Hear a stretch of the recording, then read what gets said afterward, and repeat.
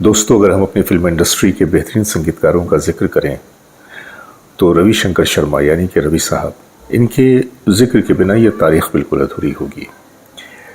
रवि साहब हमारे देश के बेहतरीन संगीतकारों में इनका शुमार होता है और इन्होंने अपनी करियर के दौरान इतनी खूबसूरत गाने और इतने खूबसूरत नगमे जो है वो सुनने वालों को दिए कि हम उनके सहर से जैसे बाहर निकल ही नहीं पाते। यूँ तो तकरीबन 250 से भी ज़्यादा मौसीक़ारों ने रफ़ी साहब की आवाज़ का अपने अपने तरीक़े से इस्तेमाल किया, तो रवि साहब ने भी रफ़ी साहब की आवाज़ का इस्तेमाल अपने तरीक़े से किया, लेकिन इन्होंने रफ़ी साहब की आवाज़ के एक ख़ास टेक्सचर का इस्तेमाल किया। वो थी बिल्कुल सॉलिड वॉइस, गोल सी आवाज़।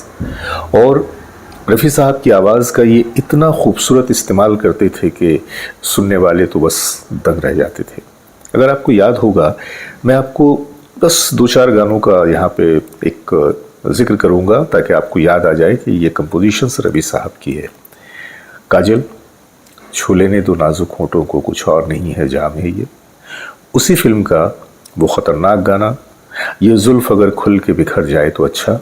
अगर आप इसके दोनों हिस्सों को सुनते हैं तो उसमें आपको रवि साहब की कंपोजिशन के साथ साथ रफ़ी साहब की आवाज़ का वो जादू नज़र आता है। फिल्म मुल्ज़िम में दीवाना कह के आज मुझे फिर पुकारिए, हाजिर हूँ कोई तीर नज़र दिल पे मारिए। या फिर नई रोशनी का ये बड़ा सा प्यारा सा नगमा, तेरी आँख का जो इशारा ना होता तो बिस्मिल कभी ये दिल हमारा ना होता। फिल्म दो बदन के नगमे आपको अच्छी तरह से याद हैं, रहा गर्दिशों में हरदम कौन भूल सकता है।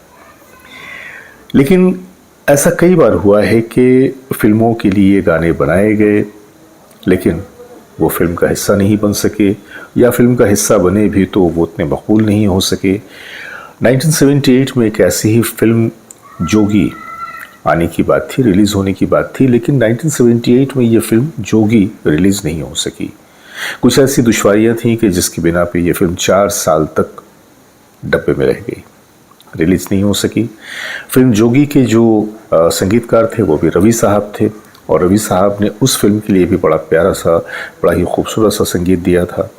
अब मुझे चांद सितारों की ज़रूरत न रही। इस फिल्म को, ये एक बी ग्रेड की फिल्म थी, छोटे बजट की फिल्म थी, जिससे हुदा नाम के एक प्रोड्यूसर डायरेक्टर ने बनाया था। ये उनका एक तरह से ड्रीम प्रोजेक्ट था, लेकिन चूँकि छोटे बजट की फिल्म थी लिहाजा उन्होंने स्टार कास्ट के बजाय और फिल्म के बजाय संगीत के ऊपर ज़्यादा जोर दिया था, और उन्होंने रवि साहब को लेकर इस फिल्म को शुरू किया था। फिल्म में कई गीत थे, लेकिन एक गीत जो था वो रफ़ी साहब और आशा भोसले जी की आवाज़ में रिकॉर्ड किया गया था। डुएट गीत था, बड़ा ही प्यारा, बड़ा ही खूबसूरत। अब मुझे चांद सितारों की ज़रूरत न रही। लेकिन बस वही, जैसा कि मैंने कहा ना, कभी कभी ऐसा होता है कि बड़े प्यारे से, बड़े खूबसूरत से नगमे भी वक्त की गर्द तले दब जाते हैं।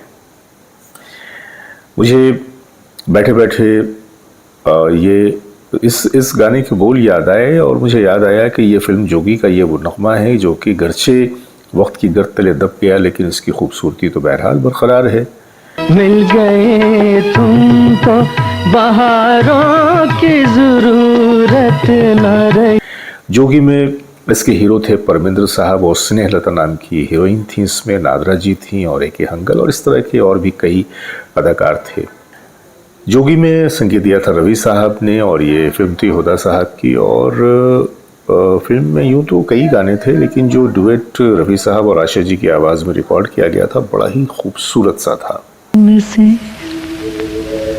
जगमग है जिंदगी अपनी। ये फिल्म कब रिलीज़ हुई, कब चली गई, पता ही नहीं चला। गानों का भी वही हाल हुआ। तो इस तरह की बहुत सारी फिल्में हैं जो बनती ज़रूर हैं, रिलीज़ भी होती हैं, कुछ रिलीज़ नहीं भी हो पाती हैं, और उसके बाद फिर वो वक्त का एक हिस्सा बन जाती हैं, तारीख़ का एक हिस्सा बन जाती हैं।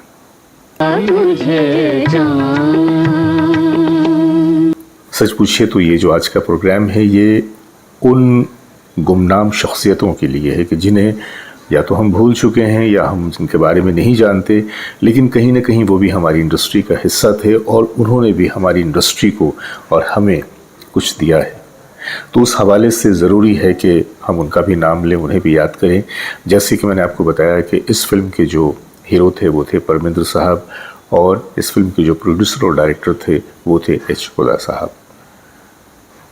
इन दोनों को मैं अपनी जानिब से और अपने चैनल के तमाम लोगों की जानिब से सलाम पेश करता हूँ कि भाई आपने हमें कुछ तो दिया है। और अगर रवि साहब की बात करें तो रवि साहब ने तो हम लोगों को बहुत कुछ दिया है। तो बस दोस्तों, आज का वीडियो यहीं तक। उम्मीद करता हूँ कि अगरचे ये छोटा सा वीडियो है, सिर्फ मैंने एक गाने की बात कही है, लेकिन ये भी चूँकि एक बड़ा ही अछूता सा गाना है, रेयर सा नंबर है, और मैंने कहीं ना कहीं माजी के उस गर्द को हटाकर इस गीत को निकाल कर आप लोगों के सामने पेश किया है, तो मेरी ये कोशिश भी आप लोगों को अच्छी लगी होगी। तो बस अब अपने दोस्त जावेद नसीम को इजाज़त दीजिए, बहुत सारी मोहब्बतों के साथ।